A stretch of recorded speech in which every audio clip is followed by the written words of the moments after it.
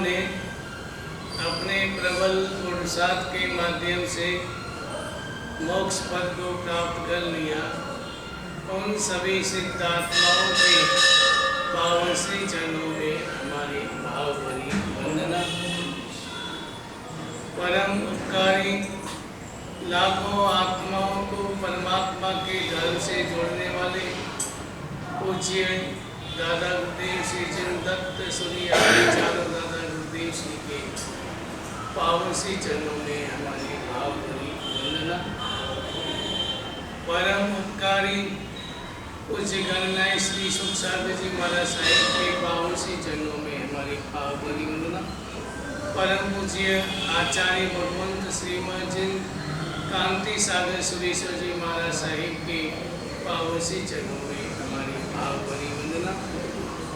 भवसागर से डूबती नैया को सहारा देने वाले मेरे श्रद्धा के केंद्र परम पूज्य गुरुदेव गचाधिपति आचार्य भगवंत श्रीमद मणिप्रभ सुरेश्वर जी महाराज साहिब के पावन श्री चरणों में हमारी वंदना। तत्र विराजित स्तवन निराज के चरणों में भाव।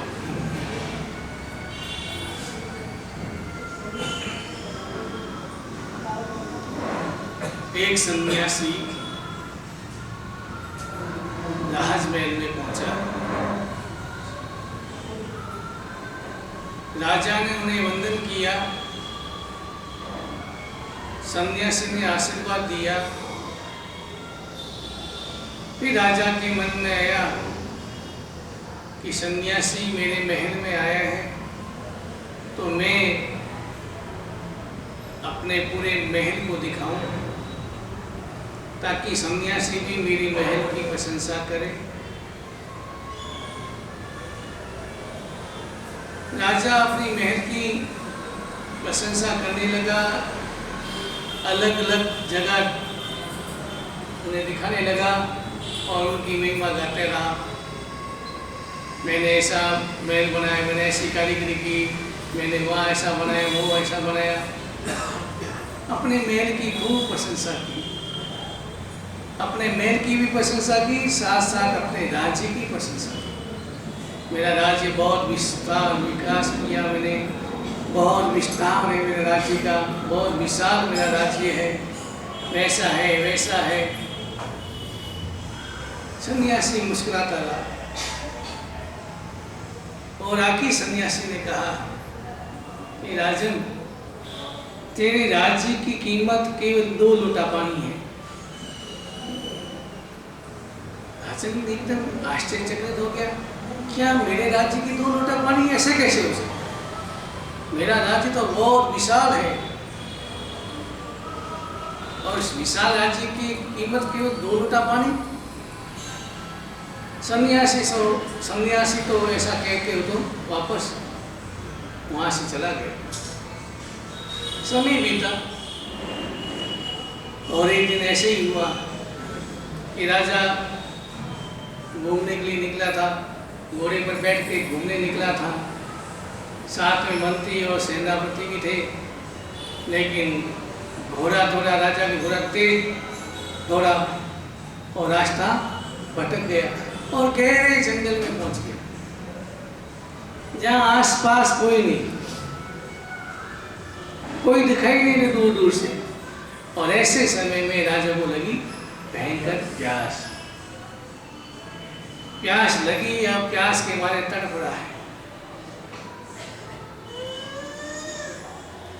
और इतने में कोई व्यक्ति, उसके हाथ में पानी था, वो पानी लेके उधर से जा रहा था। राजा ने आवाज लगाई कि मुझे पानी दे दो। तो व्यक्ति ने कहा नहीं, मैं पानी नहीं दूंगा। नहीं, मुझे पानी दे दो, मैं बहुत प्यासा हूँ, पानी के बिना तड़प रहा हूँ। तो व्यक्ति ने कहा मैं ऐसे पानी नहीं दूंगा। तो क्या चाहते हैं? उस व्यक्ति ने कहा, राजा ने कहा तुम्हें मैं 5 गांव दे दूंगा। नहीं। 10 गांव दे दूंगा। नहीं। आधा राज्य दे दूंगा तो भी, तो मुझे पूरा राज्य चाहिए। अब यह राजा विचार करे, चिंतन करो, एक तरफ पानी है और एक तरफ पूरा, अगर पानी नहीं होगा तो राजा के प्राण चले जाएंगे। और राजा क्या करेंगे? राजा क्या काम? प्राण है तो सब कुछ है, और प्राण नहीं रहेंगे तो राज्य भी कुछ नहीं। और राजा ने पूरे राज्य के लिए हाँ बोल दी, और वो सन्यासी प्रकट हुआ कि राजन, मैंने कहा था कि तुम्हारे राज्य की कीमत 2 लोटा पानी। तो हमें चिंतन करना, आखिर कीमती क्या है? आपकी नजरों में कीमती क्या है? सोना, चांदी, हीरे जवाहरात, मोटर, बंगला, गाड़ी, क्या आपकी नजरों में कीमती क्या है? अगर प्राण नहीं है तो इसलिए सुबह सुबह उठते हो, हाथ जोड़ करके परमात्मा को धन्यवाद देना कि परमात्मा, रोज के पूरे विश्व में 5-10 लाख लोग मरते हैं, उसमें धन्यवाद आपको, उसमें मेरा नंबर नहीं लगा। सुबह उठते परमात्मा को धन्यवाद दो कि परमात्मा, उसमें मेरा नंबर नहीं लगा। फिर मुस्कुराते हुए उठो और धन्यवाद दो। जो व्यक्ति मुस्कुराता हुआ उठता है, परमात्मा को धन्यवाद देता है, उसे देख करके सारे परिवार वाले के चेहरे खिल जाते हैं। और अगर आप सुबह सुबह मुंह लटका के उठते हो तो सारे परिवार वाले के चेहरे भी। तो सबसे पहले हमें समझना है मनुष्य जन्म की कीमत। इस मनुष्य जन्म की कीमत क्या है? आपने इस मनुष्य जन्म की कीमत क्या की है? आप इस मनुष्य जन्म के बदले में क्या चाहते हैं? आपको ये मनुष्य जन्म मिला, इसके बदले में आप चाहते क्या हो? पाना क्या चाहते हैं? क्या पाना चाहते हैं? आपने किसको, इस मनुष्य जन्म की कीमत कितनी आपकी? आपने कितनी मनुष्य जन्म की कीमत बनाई कि मेरी मनुष्य जन्म की कीमत क्या है?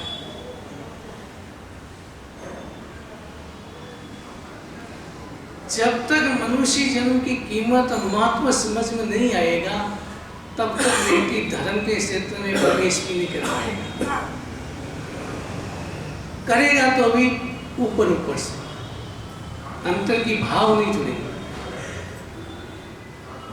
क्योंकि जब तक उसे मनुष्य जन्म की कीमत समझ में नहीं आएगी, मुझे मनुष्य जन्म मिला है और मुझे इसके बदले में मुझे क्या पाना है, जब तक ये समझ नहीं आएगी, तब तक व्यक्ति बाहरी वस्तुओं को कोई महत्व देगा। बाहरी वस्तु यानी ये जो बाहर के सोना चांदी हीरे जवाहरात, बंगले, गाड़ी बंगले, परिवार, उसको ही महत्व देगा। लेकिन हकीकत में मनुष्य जन्म की कीमत क्या है और हम इस मनुष्य जन्म के बदले में पाना क्या चाहते हैं? पूरे राज्य की कीमत 2 लोटा पानी था। इतना विशाल राज्य है और उसकी कीमत कितनी हुई? 2 लोटा पानी। तो हमें चिंतन करना है कि मैं इस मनुष्य जन्म के बदले में क्या पाना चाहता हूं। और यही सम्यक्त की निशानी कि व्यक्ति के भीतर ये प्रश्न उठे कि मनुष्य के जीवन मुझे मिला है, उसके बदले में मैं पाना क्या चाहता हूं। जब सम्यक्त की आत्मा होगी, सम्यक्त के लक्षण होंगे, तो वही कहेगा मुझे इसके बदले में सारे कर्मों को क्षय करके जन्म मरण से मुक्त बन करके मोक्ष को पाना है। मुझे मनुष्य के बदले, जीवन के बदले में और मुझे कुछ भी नहीं चाहिए। बस ये जीवन मिला है, मुझे इस जीवन के बदले में कर्म क्षय करके मोक्ष तक पहुंचना है। ये सम्यक्त की आत्मा की यही निशानी है। और कई व्यक्ति चाहते हैं कि मनुष्य जन्म मिला है तो आजकल युवा लोग ये कहते हैं, अरे बाप जी मनुष्य से मिला भाग भाग थोड़ी मिलता है, ऐसा आराम करो, घूमो फिरो, बंगला गाड़ी, सोना चांदी पैसे इकट्ठे करो और घूमो फिरो, ऐश करो। ये व्यक्ति, ऐसे व्यक्ति कौन बोलते हैं?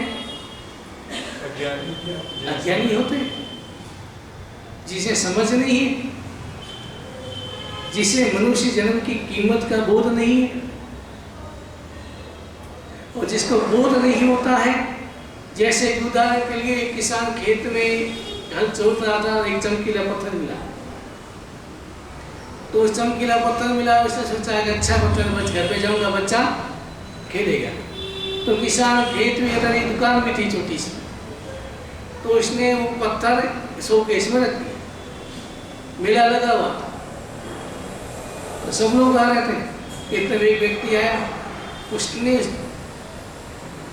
पत्थर को नजर पड़ी उसकी और समझ गया, तो उसने कहा भाई ये पत्थर मुझे बेचोगे? उसने कहा पत्थर बेचोगे, इसका मतलब बहुत है। किसान सोचा अच्छा ये पत्थर कीमती, मुझे तो पत्थर मिला। तो उसने कहा मैं पूरे 100 रुपये लूँगा।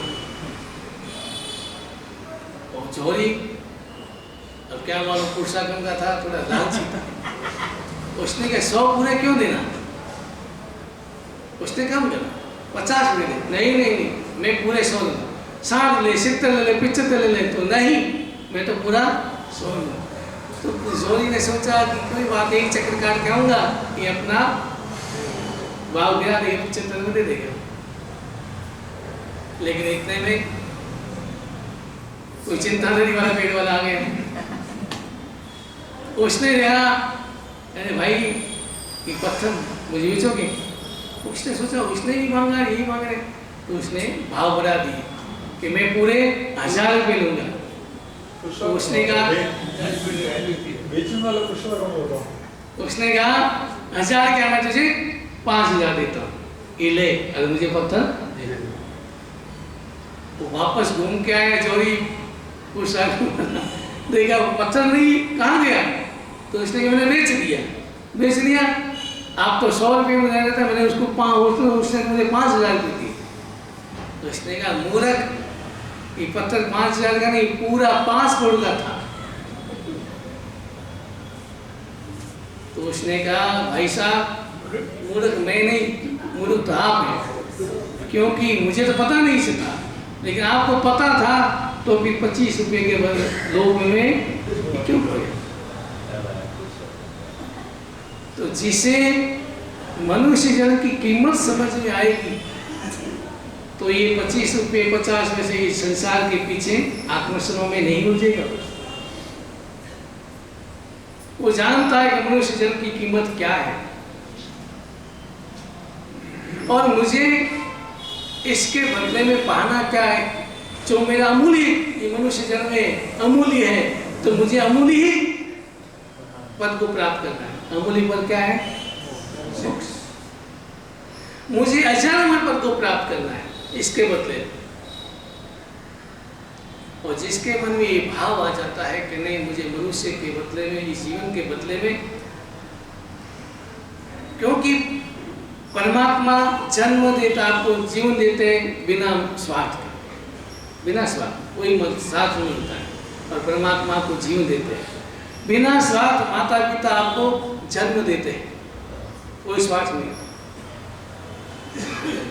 और बिना स्वार्थ गुरु आपको धर्म का मार्ग दिखाते, कोई स्वार्थ नहीं। परमात्मा ने आपको बिना स्वार्थ आपको जीवन दिया कि मुझे कुछ नहीं चाहिए, लेकिन तुझे क्या पाना है, क्या बनना है, वो तुम्हारे हाथ में। मैंने तुझे अमूल्य जन्म दिया, जीवन दिया, अब उसके बदले में तुम्हें क्या पाना है, वो तुम्हारे हाथ में। व्यक्ति दिन रात दौड़ता है, मेहनत करता है, पुरुषार्थ करता है, लेकिन पुरुषार्थ कर रहा है, लेकिन दिशा गलत है। पुरुषार्थ कर रहा है बाहरी पदार्थों के लिए, लेकिन जिंदगी भर पुरुषार्थ करता है कि लेकिन मिलता वही पुरुषार्थ अगर व्यक्ति थोड़ा भीतर की ओर कर ले, चेतना की ओर कर ले, चेतना के लिए कर ले, तो वो पुरुषार्थ आपको अपने गंतव्य तक पहुंचाने में सहयोगी बन जाए। लेकिन बाहर के में कितना ही आप पुरुषार्थ करो,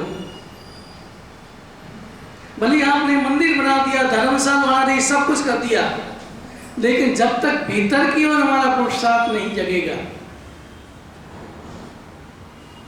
भीतर की ओर पुरुषार्थ के भाव नहीं जगेंगे, चेतना की ओर मेरा ध्यान नहीं बटेगा, ध्यान नहीं जाएगा, तब तक लक्ष्य तक, उस लक्ष्य पे पहुंचना दूर दूर की बात है, लेकिन उस लक्ष्य की ओर कदम भी आगे नहीं बढ़ पाए।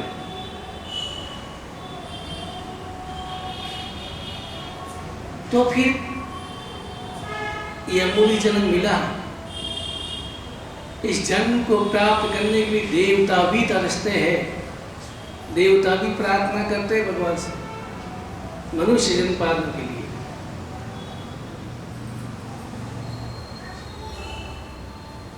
तो आप चिंतन करें, सुख तो देवलोक में भी ज्यादा है, आपसे भी सुख के साधन आपसे ज्यादा देवलोक में है, फिर भी वो सुख में उसमें आनंद नहीं मानते। जो सम्यक देव होते हैं वो देवलोक में भी सुखी, सुख में उलझते नहीं, सुख में उलझते नहीं, क्योंकि जानते हैं ये एक सुख सुख नहीं है, ये एक सुख क्षणिक है, सुख आभास है, एहसास नहीं हो सकता, ये केवल आभास है सुख का, लेकिन एहसास नहीं है, यथार्थ नहीं है। और इसके लिए वो भगवान से प्रार्थना करते हैं कि मुझे मनुष्य जन्म देना। क्यों? क्योंकि मैं यहीं पर संयम लेकर के, पुरुषार्थ करके अपनी आत्मा को अपने गंतव्य स्थान तक पहुंचा सकता।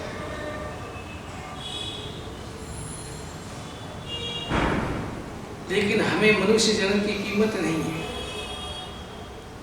लाइट चल रही है फिर भी अपना ध्यान नहीं जाता है, जाता है ध्यान जाता है, क्यों? क्योंकि बिल आता है। तो लाइट जलती है, आप देख नहीं सकते, पानी बह रहा है तो भी आप देख नहीं सकते, बिल आता है, हर चीज का बिल आता है तो आपका ध्यान जाता है। लेकिन मनुष्य जीवन इस समय के कोई आपको बिल नहीं दे रहे, बिल नहीं आता है, इसलिए आप यूं ही गंवा खो रहे, बिल नहीं आते। अगर ऐसा हो जाए कि 1 घंटे का 5,000 रुपये, तो व्यक्ति समय को ऐसे खोएगा। अगर कोई वकील है महंगा कि जो 1 घंटे के 50,000 रुपये लेते हैं, तो वहां आप जाएंगे तो क्या इधर उधर की बातें करेंगे? क्या करेंगे? वहां सीधा ही जो जरूरी काम है, जो मुद्दे की बात है, वही करेंगे। तो आपको समय का बहुत कीमत नहीं है, आपके जीवन की आपने कीमत नहीं दी, इसलिए वही कीमत नहीं है, कोई बिल नहीं आता है। इसलिए यही आप व्यापार के लिए, मैनेजमेंट के लिए MBA करें, फैक्ट्रियों के लिए मैनेजमेंट के लिए MBA करें, लेकिन जिंदगी की मैनेजमेंट के लिए आपके पास कोई डिग्री नहीं है। जिंदगी का मैनेजमेंट कैसे करें? मेरे को याद ऐसे ही, कल ही मैंने परसों में पढ़ा कि ब्रह्मा जी सृष्टि का निर्माण कर रहे थे, सृष्टि बना रहे थे, तो सबसे पहले गद्दा बनाया, उसको 50 वर्ष कीमत दी। उसके बाद कुत्ता बनाया, उसको भी 50 वर्ष कीमत दी। फिर बाद में बंदर बनाया, उसको भी 50 वर्ष कीमत दी। लास्ट में मनुष्य बनाया, उसको 25 वर्ष कीमत दी। तो मनुष्य का दिमाग था कि भगवान यार मुझे मनुष्य को 25 वर्ष की उम्र दी, उम्र ही तो मेरा कोटा खत्म हो गया। मनुष्य का दिमाग आया, गद्दे के पास पहुंचा, अरे भाई तू 50 वर्ष क्या करेगा, पीठ ढक जाएगी, बाहर ढो के जीवन ऐसे ही बीत जाएंगे, बाहर ढोना पड़ेगा जिंदगी भर। तो 25 वर्ष गद्दे से ले ली, 25 वर्ष कुत्ते से ले ली, 25 वर्ष बंदर से ले ली। 100 वर्ष पूरा। अब 100 वर्ष की मनुष्य की जिंदगी आप देखिए, 25 वर्ष तक व्यक्ति इंसान की जिंदगी जीता है और 25 वर्ष के बाद गद्दे की उम्र चालू हो जाती है। घर से दुकान, दुकान से गद्दा, घर से घाट, घाट से धोबी का गद्दा क्या करता है? घर से घाट, घाट से घर। वैसे ही हमारी जिंदगी, दुकान से घर, घर से दुकान, गद्दे की उम्र चालू हो जाती है। 50 वर्ष तक गद्दे की उम्र चालू रहती है और फिर बहू आ जाती है, कुत्ते की उम्र चालू हो जाती है। जैसा जैसा जला वगैरह जो भी डाले वो खा लो, कुत्ते की उम्र चालू हो जाती है। और उसके बाद अब 2-3 बेटे हैं तो बंदर की उम्र, कभी थोड़ा दिन इधर रहना है, थोड़ा दिन उधर रहना है, थोड़ा दिन इधर रहना है। किसकी उम्र चालू हो जाती है? बंदर। लेकिन तो भी आप समझ नहीं पा रहे, इसलिए मैं हमेशा मजाक में कहता हूँ, मैं कभी ये नहीं पूछता हूँ तुम्हारी शादी होगी, मैं यही पूछता हूँ कि इंसान एक जानवर बन गया, 2 पाँव का इंसान है और 4 पाँव का जान लेके जाता है, वर जान लेके जाता है, बन के क्या आता है? जानवर, जानवर वर। 2 के 4 पाँव होते ही जानवर। फिर जिंदगी भर डंडे खाते रहो और फिर बच्चा हो गया 6 पाँव के तो मक्खी, फिर बन करती रहती है। और फिर अगर आगे बढ़ गया 8 पाँव के तो मकड़ी के जाले में फिर जिंदगी भर उसी में। इसलिए मैं हमेशा सावधान करता हूँ कि भाई इंसान ही बने रहो। लेकिन व्यक्ति अपने जीवन का मैनेजमेंट नहीं करता है कि मेरी जिंदगी कैसे जीनी मुझे, और मैनेजमेंट वही करता है जिसके बदले में वो कुछ चाहता है। आप व्यापार में मैनेजमेंट करते हैं तो यही चाहता है कि मुझे ज़्यादा से ज़्यादा लाभ हो, व्यक्ति के इसलिए चाहता है कि मेरी फैक्ट्री अच्छी चले। लेकिन जिंदगी में आप क्या चाहते हैं? अगर जिंदगी में कुछ चाहता है तो जिंदगी का मैनेजमेंट, दूसरों को पाठ पढ़ाने वाले, रोज शिक्षा देने वाले जिंदगी की, लेकिन खुद की जिंदगी का मैनेजमेंट नहीं। अपनी जिंदगी का मैनेजमेंट करना। क्या है आपकी जिंदगी का मैनेजमेंट? आपने क्या किया है? पहले जमाने में मैनेजमेंट था कि बच्चा हुआ, बड़ा किया, शादी की और अपने लक्ष्य को प्राप्त करने में निकल जाते थे। आप कितने इतिहास देखिए, राजा महाराजा, बड़े बड़े लोग, सेठ साहूकार, जो ही अपना कर्तव्य पूरा हुआ, लड़का को शादी की, संभाला और अपने लक्ष्य के लिए निकल जाता। लेकिन आपने अपनी जिंदगी का मैनेजमेंट क्या किया? चलो दीक्षा तो दूर की बात है, लेकिन घर में रह के आपने क्या मैनेजमेंट किया मेरी जिंदगी का? मुझे जिंदगी के बदले में क्या चाहिए? आपने जो अभी तक पाया वो आज आपके पास है, कल उसके पास भी जा सकता है। आपने मान लो धन दौलत पाई, लेकिन धन दौलत पाप का उदय आज आपके पास, कल उसी के पास जा सकती है। तो फिर जा सकती है तो फिर मेरा क्या है? मैंने क्या पाया?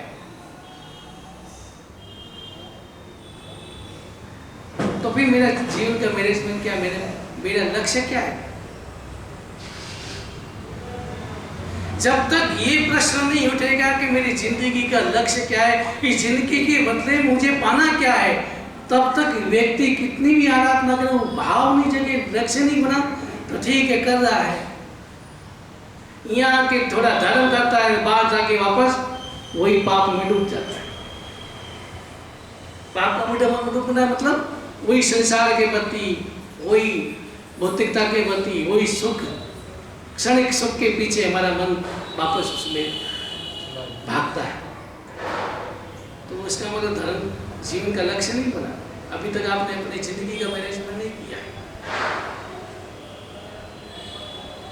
मैनेजमेंट जिसके मन में भाव आ जाता है तो वो व्यक्ति यही सोचता है कि मैंने दीक्षा तो नहीं ले सका, लेकिन मेरी जिंदगी का मुझे कर्तव्यों का पालन करना है, लेकिन भीतर में तो मेरी चेतना के प्रति मुझे जागरूक रहना है, कर्तव्य पालन करना है मुझे। मैं दीक्षा नहीं लेगा, संसार में बैठा हूँ, लेकिन मुझे सारे कर्तव्यों का पालन करते हुए मैंने अपने लक्ष्य के प्रति मुझे जागरूक रहना है।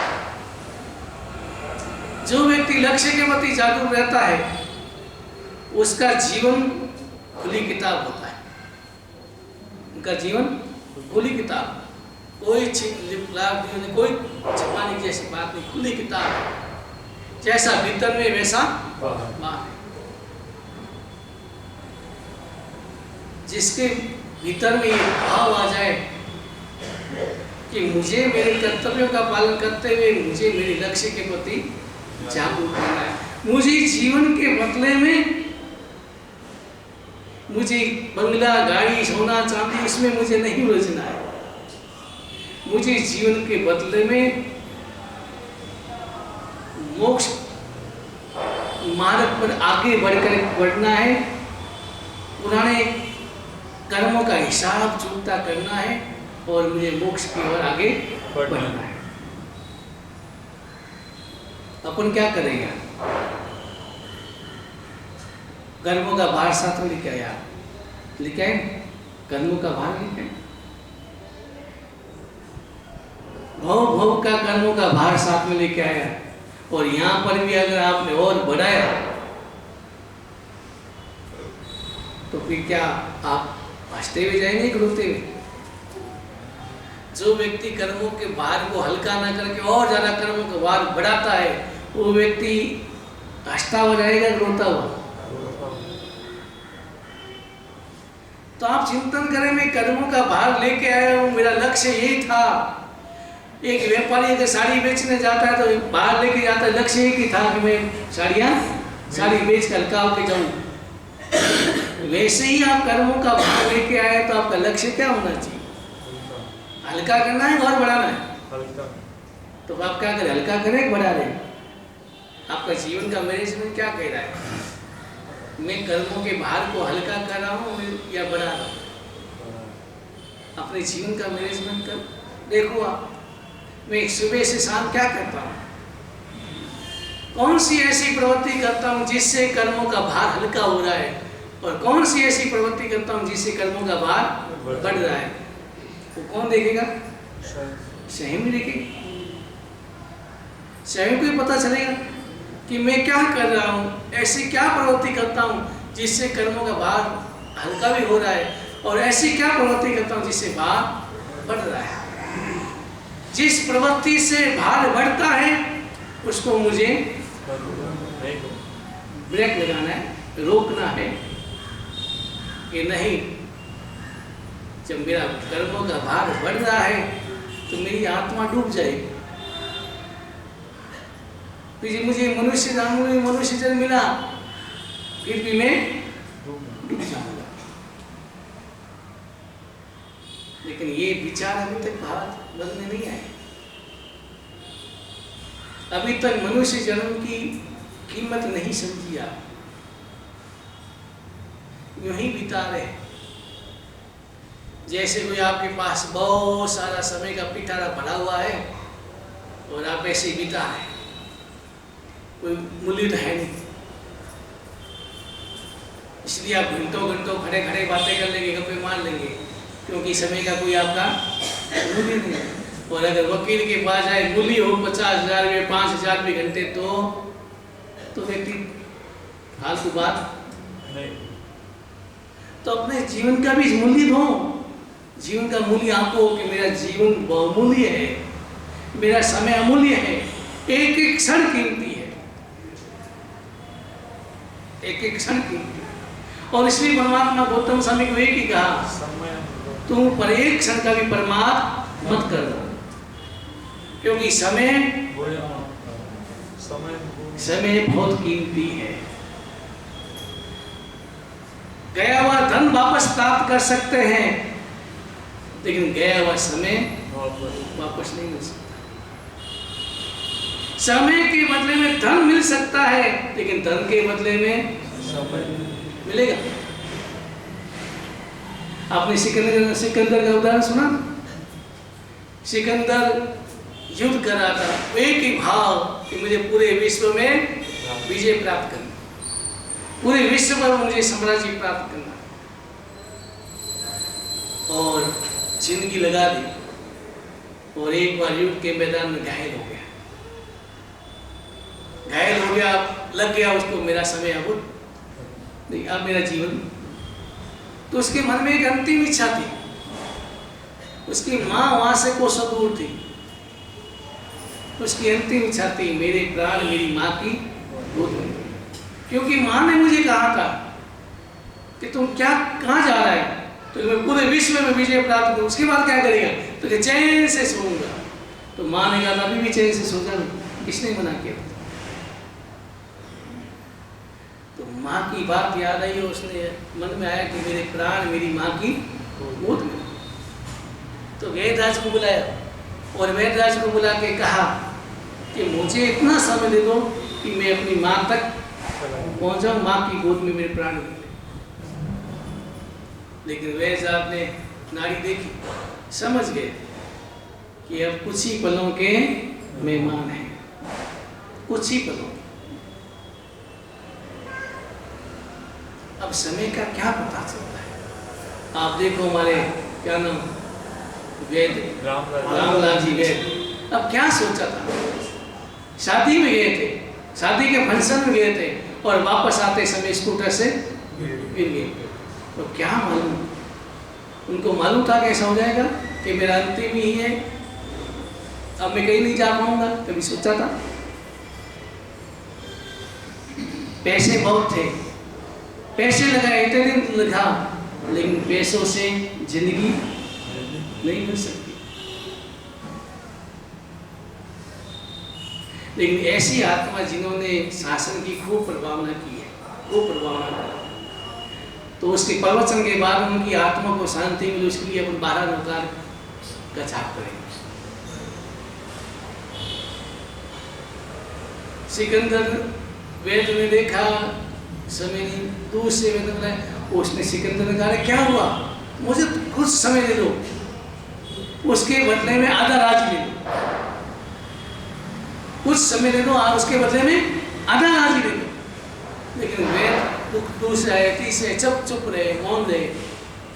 आखिर सिकंदर ने कहा मुझे केवल यहाँ तक, माँ तक पहुँचने का समय दे दो, उसके बदले में पूरा राज्य ले लो।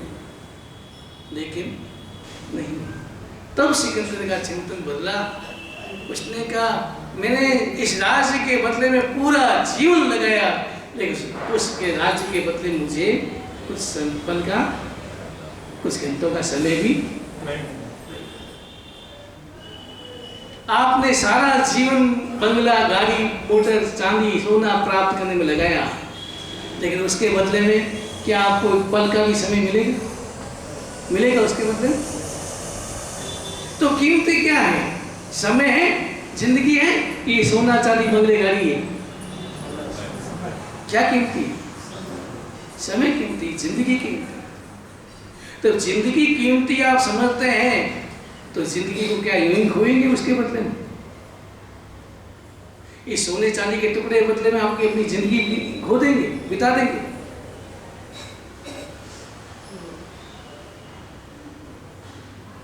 लेकिन व्यक्ति सब समझता है, अंदर में सब जानता है, लेकिन जिंदगी का मैनेजमेंट नहीं कर पाता है। ये नहीं सोचता है लाभ किसमें है, हानि किसमें है। आप वर्तमान में हानि को आप लाभ समझते हैं, और लाभ को हानि समझते हैं। हानि यानी आप सोने, चांदी, बंगला, गाड़ी को प्राप्त करके सोचता है मैंने लाभ प्राप्त कर लिया, लेकिन हकीकत में क्या हुआ? लाभ हुआ कि नुकसान? क्या हुआ?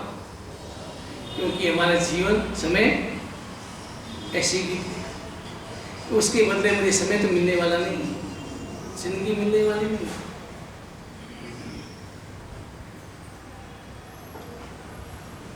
तो जिंदगी का मैनेजमेंट करना सीखें। जिंदगी की कीमत समझे। और इस जिंदगी में मैंने इस जिंदगी के बदले में मुझे पाना क्या है, ये भीतर में प्रश्न उठाना। मुझे इस जिंदगी के बदले में पाना क्या है, क्या पाना है। अगर भाव भीतर में आ गया कि मुझे पाना क्या है, तो जो भी मैं पा रहा हूं क्या वही मेरा लक्ष्य था?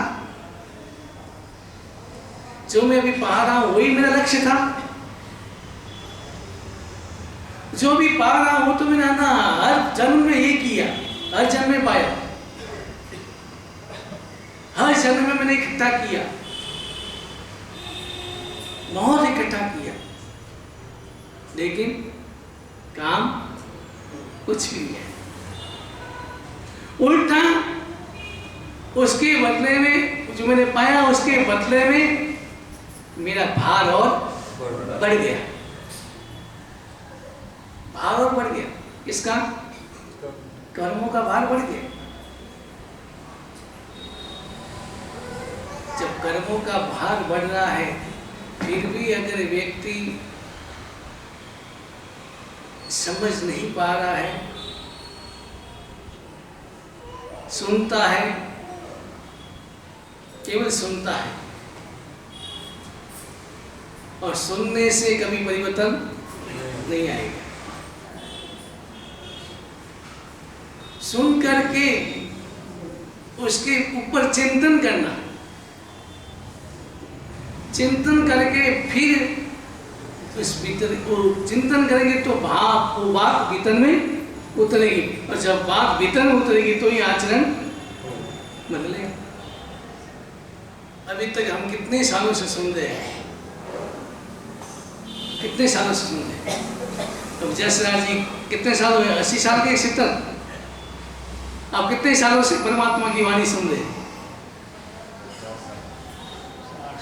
सुन रहे हैं, लेकिन अभी तक सुन रहे हैं, चिंतन नहीं किया। अगर चिंतन किया होता तो फिर यहाँ ही जाते, फिर वहां नहीं बैठते। लेकिन सुनने से कोई ठीक है, सुनने से क्या होगा? बैड, बेटर और गुड, गुड और क्या कहते हैं, 3 होते हैं, गुड, बेटर, बेस्ट। बेस्ट अभी तक गुड है, आप अगर थोड़ा सुनते हो गुड है, उसके आगे बेटर, बेटर, उसके आगे बेस्ट। बेस्ट क्या होगा? जब आपके बारे में अभी आप गुड है, बेटर बनो, बेटर यानी सावक बनो, सीमा में आओ, सीमाओं में आओ। ये सावक की महिमा अर्थ क्या है? ये 12 व्रत क्या है? कि सीमा में आओ, निमित सीमा, कि भी अब इतना ही। जब व्यक्ति निमित में ये सीमा में आ जाता है तो भी काफी पापों से बच जाता है। उदाहरण के लिए अगर आपने ये निमित्त ले ली कि मैं अपने नाम से 10 करोड़ से ज्यादा नहीं, ठीक है ना, तो बाकी पैसों से पूरे भारत में जिस पैसों से कत्ल खाना भी खुलते हैं, जिस पैसों से गलत काम भी होते हैं, इंसानों के काम होते हैं, उसमें कुछ अंश आपको भी पाप लगता है। और जो ही आप सीमा में आके मुझे 10 करोड़ से ज्यादा मेरे नाम से, तो बाकी पैसों से जो भी पाप होता है, हिंसा होती है, उससे आप बच जाए। यही व्रत है। लेकिन इसको भी आप स्वीकार नहीं कर पा रहे। तो अभी हमें इस 12 व्रत को समझना है, समझ करके जीवन में उतारना है, वो सीमा में आना है, हर चीज से सीमा में आना है। कुछ तकलीफ नहीं है, कोई आपको कष्ट नहीं होगा, कोई आपकी दिनचर्या में परिवर्तन नहीं आएगा, लेकिन तो भी पाप से बच जाए। तो इस मनुष्य जन्म की कीमत समझना है और मनुष्य जन्म का लक्ष्य बनाना है कि मुझे जिंदगी के बदले में मुझे पाना क्या है। अगर ये भाव आ गए कि जिंदगी के बदले में पाना क्या है, मेरा लक्ष्य क्या है, तो ही व्यक्ति सम्यक प्राप्त करता है और वही आत्मा मोक्षगामी बनता है।